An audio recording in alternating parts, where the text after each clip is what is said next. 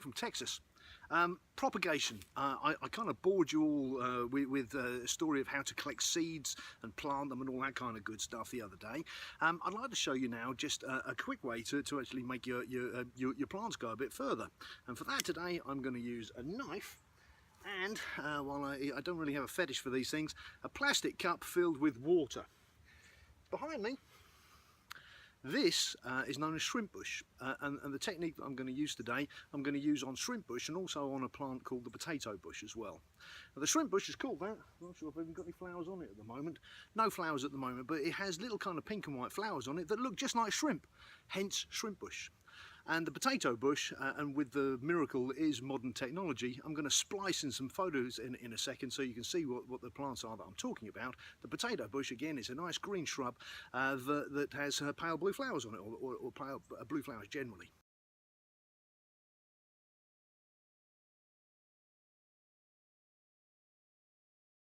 So, watch carefully with my knife. I'm going to take part of the shrimp bush here, and I'm going to cut it just like that.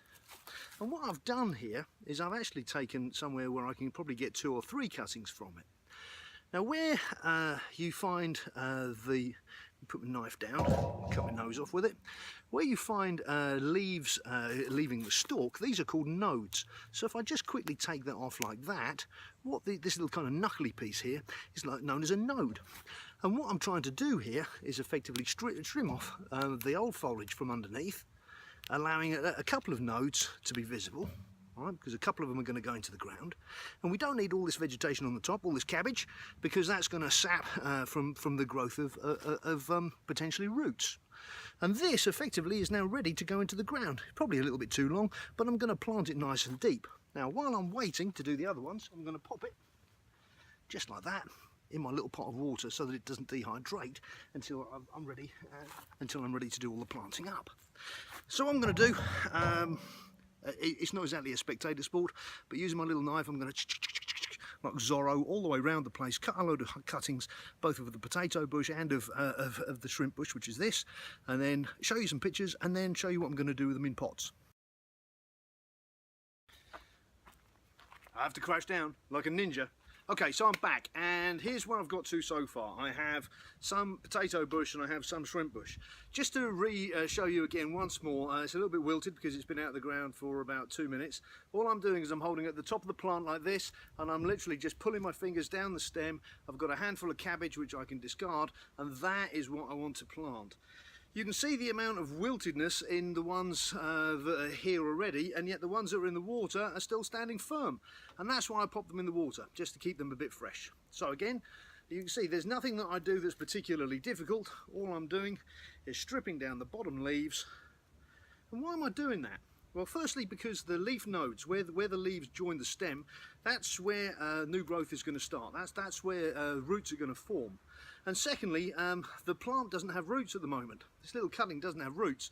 So therefore, it doesn't have any kind of infrastructure to support the growth at the top. What we need a small amount of leaf at the top to continue photosynthesis so the plant can feed itself, but it doesn't need to have a huge amount on there. So for example, that's too much, and all I'm going to do is just leave kind of 4, maybe 6 leaves, smaller amount of leaves at the top, because that's all it really needs. Okay? Simple, simple, simple. Brown stuff in a pot. You know the brown stuff I use, I've shown you that before. Relatively straightforward. Get your finger, make a hole, put your cutting in, nip around it. Get your finger in the hole, get your cutting, push it in, fingers around it. You've got the picture now.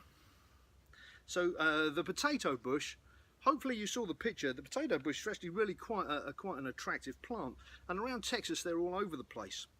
And it's now kind of early September, so why am I planting them now? As you can probably tell from my perspiration. Right, what do they say, men sweat and ladies perspire? Who knows? Anyway, in the big scheme of things, it's quite humid at the moment. We've had a little bit of rain. I think we're going to have a little bit more. That one, by the way, is pretty much done. Next one I'm just going to quickly do. So because it's it kind of, hopefully the 100+ degree weather has kind of has passed now, we should be having some more temperate weather with some rain. But when we have rain, it gives us high humidity, and that humidity is going to help these plants. So that's the second one done. Okay. I'm going to put my little tags in there. It says pot on it, potato bush, and it says potato down the stem. And now for the shrimp bush. So we're going to go shrimp bush, same thing. Bada bing, with a hole, in it goes. Doesn't look particularly difficult what I'm doing, is it? And that's because it isn't. Nature's already figured this out, right? Nature will find a way. Oh yes, it will. And what you'll find with these is that they root relatively quickly. So again, all I'm doing is basically putting them into the soil so that there's a couple of leaf nodes below soil level. And that's one done there. And just to finish off the last pot, just so you can see,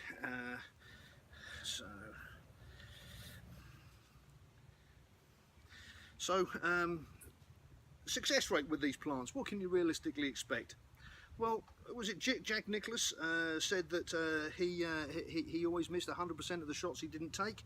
So if you take kind of 20 cuttings, can you expect to get 10 plants from it? Well, my thought would be that you'd probably get more like 15, if not 20. These things do propagate relatively easily. But you know what? If you take 10 cuttings and you only get 1 plant, well, that's 1 more plant than you had before you started. Plus, you've had an opportunity to be outside in Texas, having a bit of fun, getting your fingers dirty. So that's me having done that. So my shrimp bushes. So I've got shrimp bush tags. Goes in those, so I know which way round they are. So I've got shrimp bushes and potato bushes, and what I'm going to do now is use a little bit of water just to water them in, and let's guess what I'm going to do. Nothing at all, because nature will find a way. There used to be a fella called Maslow. He invented a thing called Maslow's hierarchy of needs, and he said the desire to reproduce was one of our kind of most fundamental and strongest driving motivations. And it's true in the animal kingdom, and it's true in the plant kingdom as well. So nature finds a way, and if you follow these steps, you're going to find that the propagation is going to take place pretty quickly. So you know what you're looking for. These are shrimp bush. Here they are, yes they are, and these were taken earlier this year before the hot weather. Potato bush, that's the potato bush, and you can see it's already, you know, again, these plants are less than 6 months old, and they're probably ready to go in the ground. These ones, September, right, so we've got probably 6 weeks where these plants are going to start to take root and start to grow, and then we're going to have autumn and maybe a little bit of winter. And the reason I'm doing them now as well is because if we have a hard frost over the winter period here, chances are the top growth of these will be killed off if they're in the garden. But if they're in small pots, I can put them in the shed or put them in the garage, they won't get frozen, and then when spring comes I can put them back in the garden again and have an immediate impact in my little garden here in Texas. So, take a breath, because I breathe through my ears, you know that. What else can you use this kind of propagation technique on? Red tip fontina, and this is one that I took from a cutting, no kidding. Oleander, same thing, and this is one that I took from a cutting. So you're going to find that there's a whole load of different kind of plants and shrubs that you can take cuttings of relatively easy. And if you're patient, and you have to be patient if you're a gardener, and tenacious, if you're patient and tenacious, you're going to end up with a load of green stuff that's not going to cost you a great deal of money. Hope you've enjoyed that. I've enjoyed doing it because, hey, you know, it's my hobby and my passion as well as my business. My business, though, is Texas Garden, TXGARDEN.com. You can find me on Facebook, you can find me on Twitter, although I tend to be a bit sweary, so watch me on Twitter. Yeah, I'm on social media, and I'm in a neighbourhood near you. I've been spending a lot of time in Seguin, New Braunfels and San Marcos of late. I do lawn mowing, tree work, hedge trimming, and gardening.